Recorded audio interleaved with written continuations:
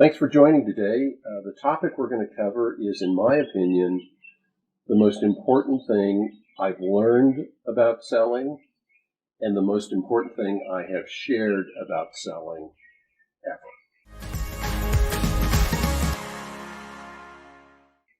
And that is the concept of win-win.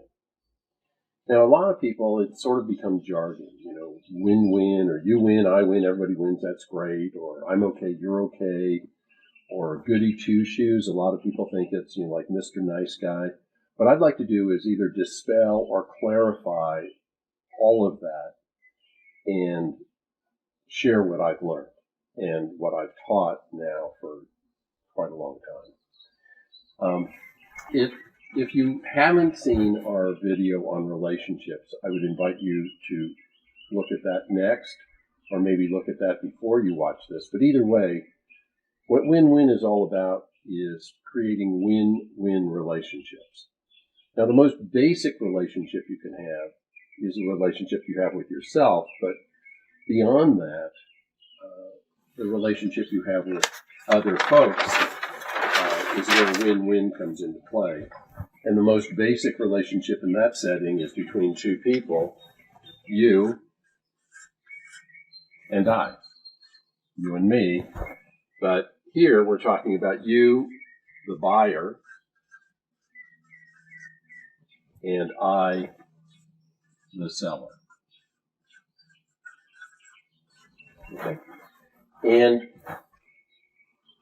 when we talk about win-win, you can either win or lose, and I can either win or lose, and therefore there are four possible outcomes. Win-win, which is the desired outcome that everybody's always happy to achieve and is the basis really for long-term relationships. We'll explain why that is in a couple minutes. But then there are these other possibilities. You lose while I win. Okay, so I win, you lose. And what that looks like is we're under allocation, and so I have the power, I have the information, and I can control that. Down here, just the opposite, I lose, you win, is I'm having to give discounts that you haven't earned, or you're demanding proposals when you haven't given any information, and so on. And then the fourth, kind of the bad boy here is lose-lose. So it looks pretty straightforward. What you get with win-win is people get a solution that solves their problem. They feel like they had clear communication. They feel as though they got a fair deal. What you, as the seller, get, again, it feels like a fair deal from your side of the equation. It seemed like it was a pretty straightforward transaction, and all of the other things that come from a series of those are, an enhanced and elevated relationship, enthusiastic referrals, referenceability, and so on. So all good stuff when you're operating in this quadrant. When you play this game, I win, you lose, it's sort of as though you have the advantage and you're pressing that advantage against the buyer. You sort of chicken wing them across their desk and, till they say uncle and sign the deal. I don't think that happens very often. I don't think there are a lot of people whose game plan is, to lay waste to the customer base and to take advantage of every opportunity. And frankly, in the business environment today, where the power shift has really gone over to the buyer side with the internet, free flow of information and so on, I don't think a lot of people are playing this game. But what they tend to play is this one, where the seller is sort of bending over backwards or being bent over backwards by the buyer, where they have unrealistic demands, where they have price expectations or delivery expectations or some other unrealistic expectations that on the one hand, you either don't feel you can fulfill or that they haven't earned, and yet because you really need it and they know that you need it, and a great example is end of period and especially end of year when purchasing agents know that you need this deal to make your number or the company needs it to make their number.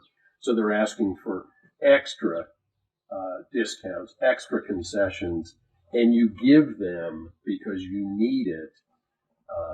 That's what this looks like. And I would say that that happens much more often than this does, but regardless, those are not this. And the problem is either of these can lead to this, lose-lose. And that's what we want to talk about. And the reason is there are three things people will do when they lose. And one of the things I need to clarify here is we're not talking about winning or losing the deal. We're talking about how you feel about the transaction and the relationship as it's going on. Okay? So it's not winning or losing the deal, it's how the deal feels. Okay? Now, when you feel you've lost, it feels bad. When you feel you've won, it feels good. So think about this. You go to a restaurant, and right now we're in the lockdown under COVID-19 on April Fool's Day, so maybe hardly anybody's going to restaurants right now, certainly not here. But in your past, you go to a restaurant, you get bad service, or you get slow service, the food isn't great, the prices are high, and the whole thing is just a bummer. Okay, that's a lose. And that's what we're talking about. Or you go to a place you haven't ever tried before, and you have an unexpectedly great meal, and the servers are like happy and with it, and they just seem to show up exactly when you need them, and the food is like, oh man, this is great, and you get the bill, and it's like, oh, this is awesome. That's winning. Okay, so losing, big disappointment, doesn't feel good. Winning, everything sort of exceeds expectations and feels great. Okay, so with that, when people lose, they will do one or two of three things.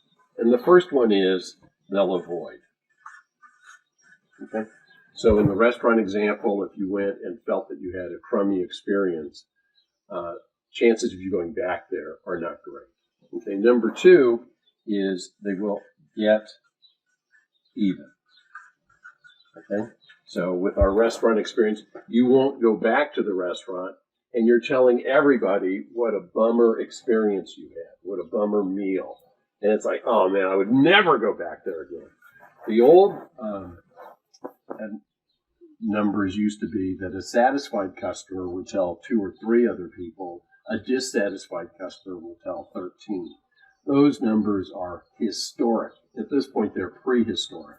With social media now, a satisfied customer will tell, a bunch of people, all of their followers or all of their Facebook connections, and a dissatisfied customer will tell thousands of people. They'll go on Yelp, they'll go on Facebook, they'll go on Twitter.